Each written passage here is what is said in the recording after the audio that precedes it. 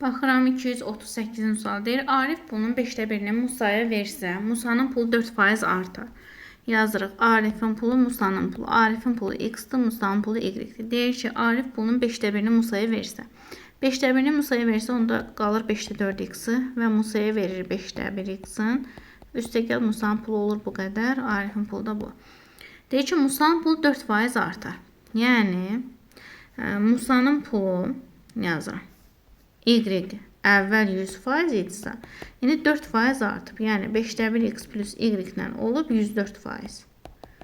Və bizə deyir ki, Arifin pulunun Musanın puluna nisbətini tapın. Yəni x-in y-ə nisbətini istəyir bizdən.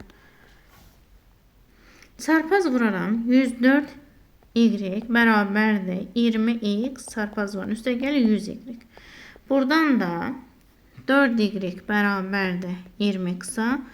Y də bərabərdir 5x-a. Bunu da tapdıq. Gətirib yerinə yazıram. Deməli, bizdən nə istəyirdi? X-in y-ə nisbəti. X-in y-ə nisbəti bərabərdir. X bölünsün y-in yerinə yazıram 5x. Burada da x-lar gəlir, olur 5də 1.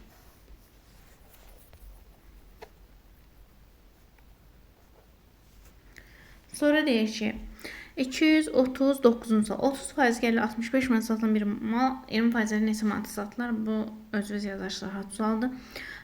Sonra 240-cı suala baxıram. Satıcı əlindəki malların faktura dəyərindən 25% əksiyini almış və faktura dəyərindən 20% baha satmışdır. Satıcının bu satışdan əldə etdiyi gəlir neçə faizdir? Yazıq. Bunun faktura dəyəri, yəni mayası. Mayası bunun olsun 100 manat. 100 manat. Deyir ki, bunun alışı var, aldığı qiymət, maya, bir də var satdığı qiymət. Mayası 100 manatdır. Və bizə deyir ki, bu faktordan 25% əksi almış. Yəni 100 manatdan 25% əksi 75 manata alıb. Demək, 75-ə alıb və faktordan 20% baha satmışdı. Yəni 100 manatdan 20% baha 120 manata satıb. Deyir ki, nə qədər gəlir əldə etmişdi? 75 alıb 120-yə satıb. 120 sıx 75 deməli. Olacaq 45 manat.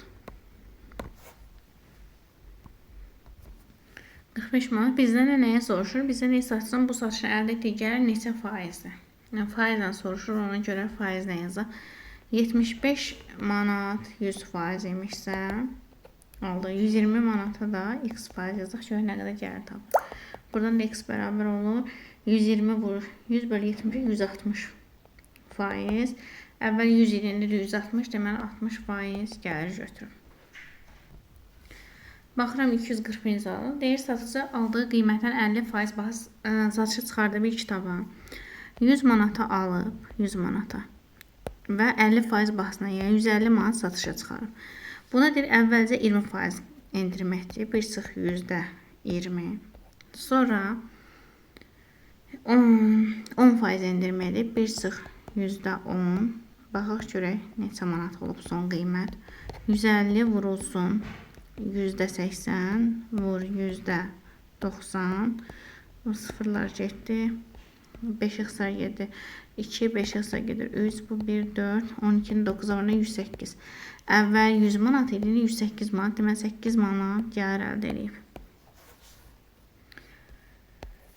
Baxıram 241-ci suala. 241-ci sual deyir ki, yay tam sıxıldıqda başlanğıc uzunluğu 20% qədər qısalır. Sıxılmış vəziyyətdə uzunluğu 64 cm olan yayın sıxılmamış uzunluğunu tapın.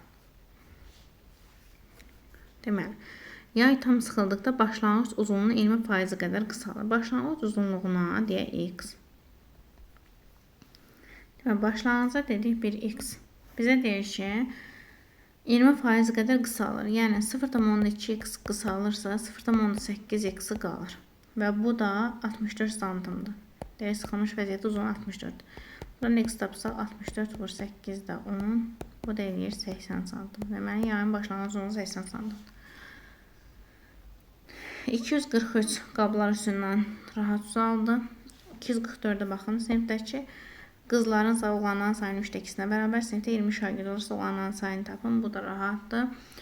243-də düzbucaqlının uzunluğu 10% artıb eninin 30% qısalsa düzbucaqlının sayısı necə dəyişər? Bu da yəni rahat suallardandır.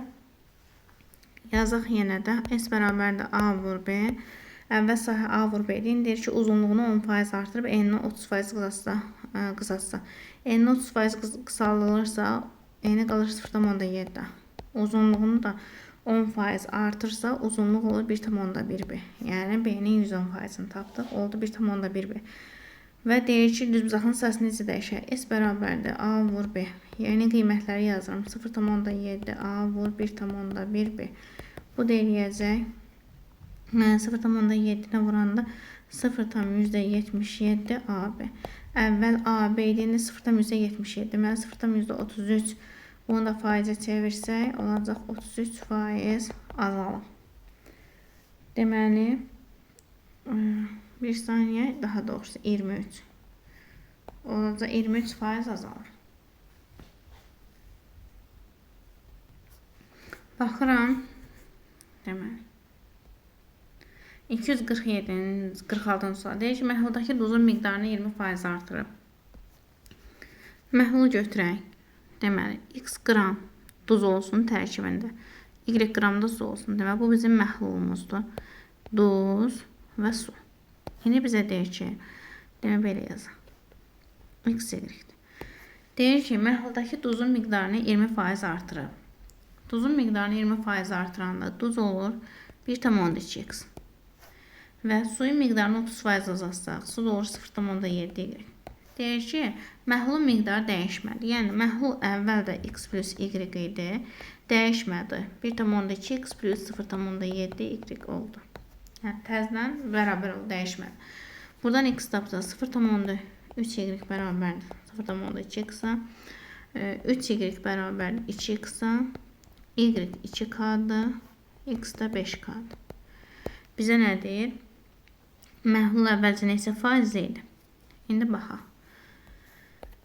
Deməli, məhlul neçə faizli olduğunu tapmaq üçün maddə böl məhlul vur 100%. Bu da bərabərdir. Maddəmiz neçədir? Maddəmiz x-dir. 5k. Böl məhlulumuz bir dəqiqə. Burada y 3k-dır. Deməli, y-ə 2k-dırsa, x-ə 3k. Bir saniyə, 3y bərabərdir 2x-a, y 2k-dırsa, x də 3k-dır. Aha. Deməli, maddə böl məhlul vur 100. Maddəmiz bizim x-imizdir, yəni 3k-mız. Məhlulumuz da bizim x plus y-imizdir, yəni 5k. Vur 100%. Bu hissəni silək. Bu da k-lar x-lar gedəcək. Olacaq 60%. Deməli, məhlul əvvəlcə 60%-dir. Bizdən əvvəlkini istəyir. Onsuz da sonra yenə dəyişməyib miqdar.